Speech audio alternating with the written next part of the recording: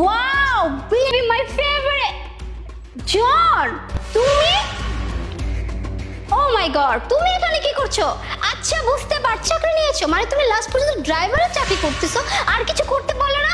আর ভালো তো একটা গাড়ি নিয়েছো, BMW, মানে ভাব আছো, যাই ভাব দেখাও না। একটা জায়গা থেকে তোমার কপালটা একদমই খারাপ, সেটা হচ্ছে এই যে আমি, হ্যাঁ আমি তোমার কপালে না আসলে আমি থাকবো কি করে বলো?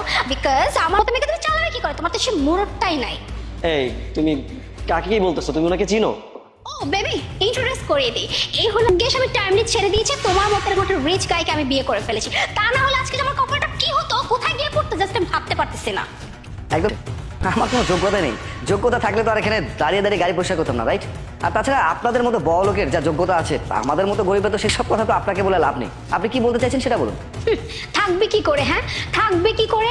থাকার মতো তো কোনো মুরত নাই, ছোট লোকই থাকে। যদি একবার জানতাম যে তুমি এত ছোট লোক, আমি না জীবনে তোমার সাথে রিলেশন করতে পারতাম না। তবে হ্যাঁ, কি ভেবেছে এরকম একটা দামি গাড়ি পরিষ্কার করছো, দামি গাড়ি চালাচ্ছো, শো অফ করছো, তাই না? আর একটা কথা বলি, হ্যাঁ এই যে তুমি যে ড্রাইভারের চাকরি করছো, আর কি কোনো কাজ পাও না? হ্যাঁ আর কি কোনো কাজ ছিল না? আর পাবে বা থাকলে না একটা মানুষকে ভালো একটা জব দেয়, বুঝতে পারছো? তোমাকে কে ভালো জব দিবে? আচ্ছা বাই দ্য ওয়ে, একটা জিনিস লক্ষ্য করেছো না, ও ড্রাইভার ঠিক আছে কিন্তু গেটআপটা দেখছো, তার আবার গাড়ি পরিষ্কার করতেছে। মানে বুঝলাম না, এরকম তো সচরাচর দেখা যায় না। লেট মি ক্লিয়ার বেবি, আমি তোমাকে ক্লিয়ার করছি। শোনো, ও বরাবরই একটা ছোট লোক, চাই ভালো কাপড় চোপড় পরেছে, এগুলো তো ওর কাপড় চোপড় না। এই যে দামি একটা গাড়িতে চাকরি নিয়েছে না, তো মানুষজনকে তো দেখাতে হবে, রাস্তাঘাটে যখন বের হবে মানুষজনকে বুঝাতে হবে, ধার করে ড্রেসটা এনে পরেছে আর মানুষকে শো অফ করবে। এই যে দেখো এত সুন্দর একটা দামি গাড়ি আছে আমার, আর না জানি কত পিকচার ক্লিক করে সোশ্যাল মিডিয়াতে পোস্ট দেন কেন তুমি? হ্যাঁ নিজে কিছু করতে পারো না, নিজের যোগ্যতা কিছু আর্ন করতে পারো না, পরেরটা দিয়ে কতদিন চলবে? হ্যাঁ দেখুন, আপনি তো অনেক বড় লোক ঘরে মেয়ে, আর বিয়ে করছেন নিশ্চয়ই অনেক বড় লোক ঘরে। আমি ছোটখাটো একটা মানুষ, আমার যেভাবে আমার জীবনযাপন করতে হয় আমি সেভাবেই করছি। দেখুন, আমি তো আপনাদের মতো অনেক বড় লোক ঘরে জন্ম, আর আপনাদের মতো একদম বিলাসিতা করার মতো টাকা পয়সা আমাদের কাছে ছিল না। রাইট নাও আছে কিনা সেটা আপনাকে বলার মতো প্রয়োজন মনে করছি না। আর সবচেয়ে বড় কথা হচ্ছে, আপনি তো অনেক বড় লোক ঘরে গিয়ে, তাই সব কিছু আপনাদের কাছে বড় বড় মনে হয়। তাই মানুষের সাথে কিভাবে কথা বলতে হয় আমার মনে হয় না সেই জ্ঞান আপনাদের আছে। থামো অনেক হয়েছে, অনেক বয়ান দিছো। হ্যাঁ জানা, হ্যাঁ কি ভাবছো তুমি একটা BMW কার চালাচ্ছ, তার মানে তুমি অনেক বড় হয়ে গেছো? আচ্ছা আমাকে একটা কথা বলো তো, তুমি এই গাড়িটা চালায় কত টাকা পাও মাসে সর্বোচ্চ? আমার হাজবেন্ড এতটা বড় লোক, এতটা টাকা পয়সার মালিক, আমাদের গ্যারেজে কি কি গাড়ি পড়ে আছে? আমাদের গ্যারেজে না ফেরারি, মার্সিডিজ বেঞ্জ, অডি সব কিছু পড়ে আছে। দেখাচ্ছে তুমি এক কাজ করো, হ্যাঁ তুমি না আমাদের গ্যারেজে চলে আসো, আমাদের গ্যারেজে যে কটা গাড়ি আছে ওই গাড়িগুলো পয়সা করবে। তোমাকে না এই যে 10 থেকে 15,000 টাকা স্যালারি পাওয়া, এর থেকে না তোমার জন্য বকশিসও দিব, কারণ আমরা আবার আমাদের কাজের লোকরা অনেক বকশিস দেয়, তাই না বেবি বলো? আসলে আপনি বোকার স্বর্গে বাস করছেন। আপনি যেমনটা ভাবছেন তেমন কোনো, আপনি যেভাবে তখন থেকে আমাকে অপমান অপদস্থ করে যাচ্ছেন, আমি কিন্তু চাইলে তার ফিডব্যাকে আপনাকে অপমান করতে পারি, কিন্তু আমি তা করবো না। হ্যাঁ হতে পারে আপনার ঘরে তার আছে, বাট আমার কাছে যা আছে তা যদি আপনি শোনেন না, আপনার চোখ কপালে উঠে যাবে। কিন্তু আমি আপনাদের মতো বিহেভিয়ার মানুষের সাথে করি না, কারণ আমার যা আছে আমি তা করি। কিন্তু আপনাদের মতো বড় লোকরা সব সময় আপনার কি আছে কি নাই সেটা নিয়ে মানুষের সাথে কম্পেয়ার করেন, মানুষকে কিভাবে ছোট করবেন সেটার জন্য কথা বলেন। আসলে আপনাদের রক্তের সাথে মিশে গেছে, এটা চাইলেও আপনারা বদলাতে পারবেন না। এই ভালো মতো দেখার আর বোঝার কি আছে রে? আমরা যে নিজ চোখে দেখলাম তুই গাড়ি পরিষ্কার করতেছিলি, তো গাড়ির ড্রাইভার ছিল, তুমি একদম ভালো করেছো, ওর সাথে ব্রেকআপ করে খুব ভালো করেছো, না তোমাকে এরকম রাস্তায় দাঁড়িয়ে দাঁড়িয়ে গাড়ি পরিষ্কার করতে হতো। দেখুন, কখনো কারো পোশাক আশাক দেখে কাউকে চাষ করতে যাবো ভুল করবে, কারণ মানুষের পোশাক আশাকের মধ্যে সবকিছু লুকাইতে থাকে না। এমনও হতে পারে যে এই গাড়ির ড্রাইভার আমি না, এই গাড়িটাই আমার। হ্যাঁ একদম ঠিক ব্র্যান্ডের গাড়ির কথা বলছিলেন না?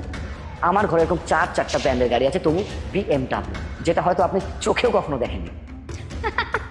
ফকিনি কি বলতেছে এই ছোট লোক? ফকিনি বলতেছি BMW কার নাকি? ও হে BMW কার? এই তোর বাপ দাদার জীবনও সাবধানতা কেনা, আর তুই কিনা বলতেছি BMW কার তোর?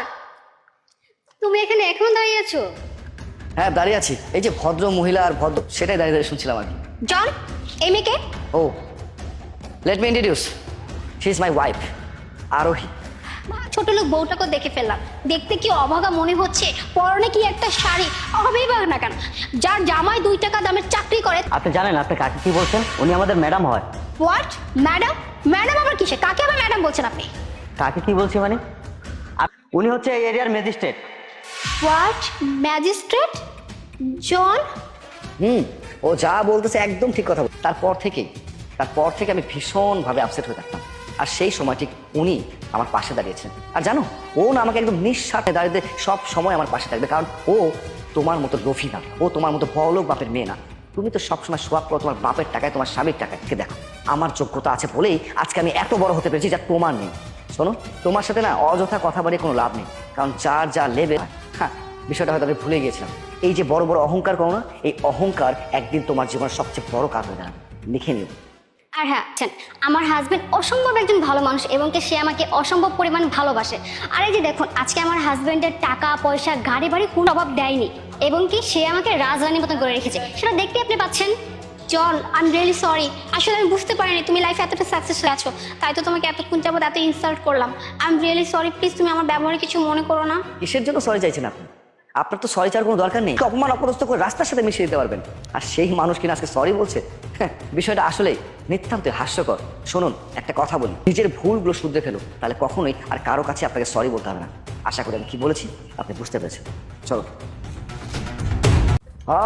আরে আমি তো আইতাছি, এত চিন্তা করেন না। কি ফকিন্নির বাচ্চা, তো সাহস কেন আমাকে ধাক্কা দাও? হ্যাঁ ধাক্কা তো দিলি আর তোর ড্রেসটা নষ্ট হয়ে গেল।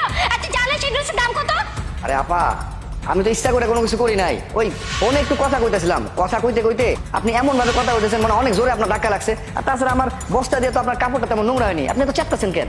এই 2 টাকার ফকিন্নির বাচ্চা, তুই কিভাবে জানিস জীবনে এত দাম? এটা চোখে দেখছস? তুই জানো সেই ড্রেসের দাম কত? আর তোর এই বস্তার জন্য ড্রেসটা নষ্ট হলো, এখন কি হবে? আর তুই কি বললি?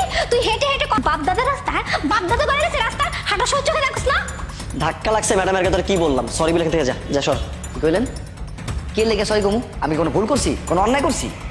এই ফকিন্নির বাচ্চা, হ্যাঁ সরি বলবি তুই কি করবি? হ্যাঁ তোর জন্য আমার দামি ড্রেসটা নষ্ট হলো। তোর ড্রেস অবস্থা দেখছিস? কি একটা ড্রেস ছেঁড়া ফাটা, ছি দেখলি তো ঘৃণা আসতেছে আমার। আচ্ছা বিয়াদব তো এখনো মুখে তর্ক করতেছে, ঠিক আছে এতক্ষণ তো শুধু সরি বলতে বলছি, সরি না সরি বল আর পোশাকের দাম দেখলে বিদায় হ যা। কিসের টাকা দিব আপনার করে? আর সরি কেন কমু? আমি তো আপনার করে কইলাম যে আমি কোনো সরি কমু না, কারণ আমি কোনো অন্যায় করিনি। আর কি কইতাছিলেন? ফুটপাত দিয়ে কিনছেন, দেখেই তো মনে হইতেছে 6 থেকে 700 টাকা হাজার দাম হইব। আর আপনি আমার ব্যান্ড চিনাইতেছেন, আপনি আমার ব্যান্ড চিনাইতেছেন। কি বললি তুই? 2 টাকার ফকির যাই, তুই ব্র্যান্ড কি চিনোস? না কোনদিন শোরুমের সামনে গেছিস? তোর মতো ফকির তো শোরুমের সামনেও যাইতে দিবে না। আর তুই বলতেছিস তুই আবার ব্র্যান্ডের জামা কাপড় পরিস? এই ব্র্যান্ডের ফকির হাতে কয় টাকা থাকবে? 5-10 টাকা থাকবে, আর তুই আমার ড্রেস নিয়ে কথা বলতেছিস? আপনি আমার পোশাক আশাক বেশভূষা দেখা আপনার কি মনে হয় যে আমি ফকির? এই বস্তার মধ্যে কি যে আছে এটা যদি একবার দেখেন তাহলে এখানে মাথা চক্কর দিয়ে ঘুরে পড়ে থাকবেন। আচ্ছা তার মানে তুই কি বলতে চাস? হ্যাঁ তোর নকলে আমি একদম মাথা চক্কর দিয়ে আমি নিচে পড়ে যাব? আমি খুব ভালো করে জানি এই বস্তার মধ্যে ময়লা ছাড়া কিছু নেই। আচ্ছা ঠিক আছে, তুই আমাকে দেখা তোর এই বস্তার মাথা ঘুরে চক্কর খেয়ে পড়ে যাবে, দেখা। তো যেহেতু বলতেছো তোর কাছে টাকা কোনো ব্যাপারই না, ব্র্যান্ড কোনো ব্যাপার না, তুই অনেক টাকার মালিক, ঠিক আছে দেখি তোর বস্তায় কি আছে। ফকির নিয়ে থাকে দেখা। এই বস্তার দেখেন, এই বস্তার ভিতরে কি আছে দেখেন, দেখছেন? এই বস্তার ভিতরে টাকা আছে, আর এই বস্তার ভিতরে এখন তারাই আমি কিনে নিতে পারবো। চিনেন আমারে আপনারা? এতগুলো টাকা তোর কাছে কিভাবে? কি জানি কইতেছিলেন আপনারা আমার পোশাক আশা পয়সা নাই। এখন দেখছেন আমার কাছে যেই টাকা আছে না, এই টাকা দিয়ে আমি চাইলে যখন যা ইচ্ছা তাই করতে পারি। আর ভালো কথা, আপনার ঘরে দুজনে তো শুনাইছেন দেখাই আমার চিনতে পারেন নাই। এই যে রাস্তাটার উপরে খাড়া আছেন, আমার বাপ দাদা জমি দান করছিল, তারপরে এই রাস্তা হয়েছে। শুধু এই রাস্তা কেন, এই যে আশেপাশে যত জমি জায়গা দেখতেছেন না, বেলা থেকে পরিশ্রম কইরা আজকে আমরা সফলতার মুখ দেখছি। এমনি এমনি দেখি নাই, এই আপনাগো মতো কিছু বড় লোক আছে যারা মাংনা ফুটানি করে। বাপের তো নাই কিছুই, কিন্তু একটা কথা কই, আমরা গরিব হইতে পারি, আমরা চাষা বুসা হইতে পারি, কিন্তু আমরা কখনো আমাদের অতীত ভুলি নাই। যেইখান থেকে আমরা শুরু করছি, যেইখান থেকে আমরা সফলতা আইছে, ওই জায়গায় যারা প্রকৃত অর্থে বড় লোক তারা কখনো মানুষের লোকে খারাপ ব্যবহার করে না, দান শ্রদ্ধা করে চলে। কিন্তু আপনাদের মতো কিছু বড় লোক আছে যারা রাস্তার মানুষগুলো মানুষ মনে করে না, কুত্তার মতো করে। আমার পোশাক আশাক ভালো না, পড়ছি একটা সিরা গেঞ্জি, কাঁধে আমার ব্যাগ। এই কাঁধের ব্যাগটা এমনি এমনি আয় নাই, গেছিলাম আমার একটা জমি বিক্রি করতে। জমি বিক্রি করে আমার কোনো জমিটা বিক্রি করতে গেছিলাম, আর নগদ টাকাটা আমার হাতে ধরাই দিছে। আমি তো লগে কোনো অ্যাসিস্ট্যান্ট রাখি না, না কোনো টাকার ব্যাগ। এই বস্তায় ভরে টাকাটা লয়ে যেতেছি। আর আপনি ভাবতেছিলেন আমি মরতে হইলে তার পোশাক আশাক দেখে কখনো বিচার করবেন না, সে মানুষটা কেমন, তার ব্যবহার কেমন তা দেখে মানুষের বিচার করবেন। ভুলা যায় না আমরা সবাই কিন্তু মানুষ, মানুষের লগে মানুষ নেন। আর কি জানি কইতেছিলেন ব্র্যান্ডের পোশাক? আমি চাইলে প্রতিদিন 5টা-10টা ব্র্যান্ড চেঞ্জ কইরা আমি কাপড় পরতে পারি, ওই ছোটবেলা থেকে যে সাদা সিধা পোশাক। কিন্তু আমি কখনোই আমার অতীতে ভুলি নাই। একটা কথা মনে রাখবেন, মানুষে মানুষ ভাবতে শিখেন, অহংকার করলে আল্লাহ আপনাকে এমন অবস্থা। ভালো থাকবেন।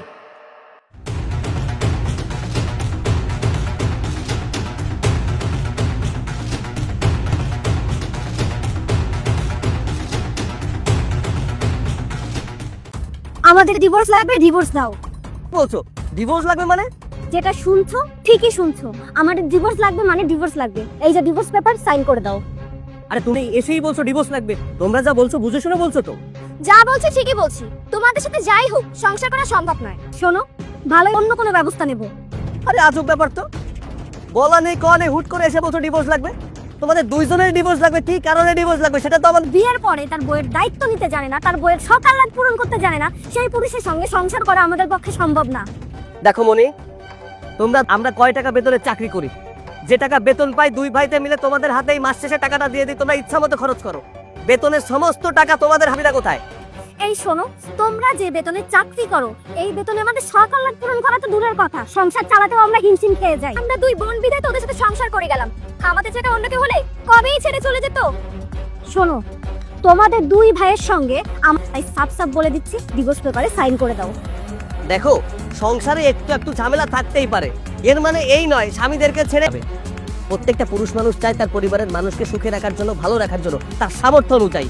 স্ত্রীদের বোঝা উচিত যে আমার স্বামীর যে সামর্থ্য আছে, সামর্থ্য নেই যে তোমাদেরকে এর থেকে বেশি সুখে রাখার জন্য বা এর থেকে বেশি টাকা দিয়ে সবকিছু কিনে দেওয়ার জন্য। হ্যাঁ, এটাই তোমাদের সবথেকে বড় সমস্যা। তো নেই, তাদের সাথে সংসার করার আমাদেরও কোনো ইচ্ছে নেই। যারা আমাদের সকাল রাত পূরণ করতে পারবে না, তাদের সঙ্গে আমরা কোনো মতে থাকতে পারবো না, ব্যাস। তার মানে কি তোমাদের কাছে? হ্যাঁ, আমাদের কাছে টাকা পয়সা এসব, ভালোবাসার কোনো মূল্যই নেই।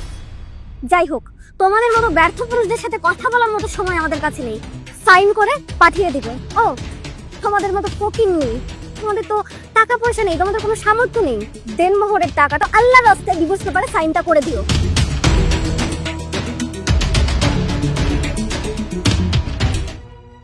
কি গুড নিউজ? আমি আমার হাজবেন্ডকে ডিভোর্স দিয়ে দিয়েছি। এখন তোমার আর আমার রিলেশনে কেউ বাধা হয়ে দাঁড়াতে পারবে না। কি সত্যি বলছো? যাক, তাহলে ভালোই হলো, আমরা রিসেন্টলি বিয়েটা করে ফেলবো। আর হ্যাঁ, তোমাকে একটা কথা বলার ছিল, কিন্তু কি করে যে বলবো সেটাই বুঝতে। কি শুরু করলে? আমার সামনে তোমার কথা বলতে আনইজি ফিল হচ্ছে, বলো না কি বলবে। আসলে হয়েছে কি, আমার না 50,000 টাকা খুবই দরকার ছিল, আর আমার ব্যাংকের ট্রানজ্যাকশনের লিমিটটাও শেষ হয়ে গিয়েছে। তাই বলছিলাম তোমার কাছে যদি কিছু টাকা থাকতো আমার বলে খুব উপকার হতো। তুমি এই সামান্য, এই যে এখানে কিছু টাকা আছে, নাও। চিন্তা করো না, স্বর্ণের চেইনটা এটা বিক্রি করলে আশা করি সব টাকা পেয়ে যাবে। Thank you. আর এই জন্য তোমাকে আমি এত বেশি ভালো, অফিসে চলে যাবো।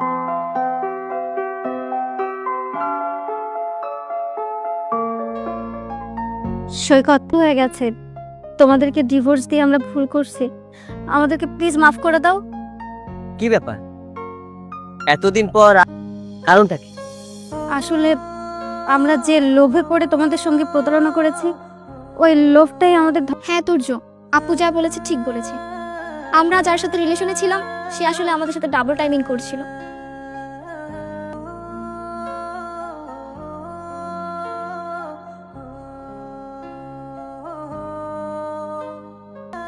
আমার বোনের সঙ্গেও রিলেশনে ছিল, আমার সঙ্গেও রিলেশনে ছিল।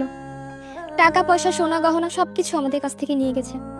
আমরা এখনো বুঝতে পেরেছি যে প্রকৃত ভালোবাসা টাকার কাছে কোনো কিছুই না। তাই বলছি যে আমরা তো একটা ভুল করেই ফেলেছি না, তোমরা প্লিজ আমাদেরকে মাফ করে দাও। এখানে সময় নষ্ট করার জন্য কেন এসেছো? আর তাছাড়া তোমাদের সাথে ডিভোর্স হয়ে গেছে, ঠিক আছে, আমার সাথে তোমার ডিভোর্স হয়ে গেছে। সো নতুন করে তোমাদেরকে অ্যাকসেপ্ট করা আমাদের পক্ষে কোনোভাবেই সম্ভব না। আর ইসলামের বিধানে আছে একবার যদি দ্বিতীয়বার বিয়ে করা যায় না। আর হ্যাঁ, বিয়ে করা যায় যদি অন্য কোনো ছেলের সাথে বিয়ে দেওয়ার পর সে ছেড়ে দেয়, তারপর তোমাকে বিয়ে করতে পারবো। আর আফসোস, আমার এতটাও পর তোমাকে আবার ঘরে তুলতে হবে। আমাদের সময় নষ্ট না করে এখান থেকে চলে যাও। প্লিজ সৈকত, একটু বোঝার চেষ্টা করো, আমরা বললাম তো আমরা ভুল করছি, দাও। আমরা তো বুঝিনি, আমাদেরকে প্লিজ মাফ করে দাও। আসলে তোমরা কোনো ভুল করোনি, তোমরা যেটা করেছো অপরাধ। শোনো, আর তাছাড়া তোমরা জেনে শুনে যে ভুলটা করেছো সেটা করতে বাধ্য করেছি আমরা আসলে দেখতে চেয়েছিলাম তোমরা আমাদের জানে। মানেটা খুব সিম্পল। শুভ,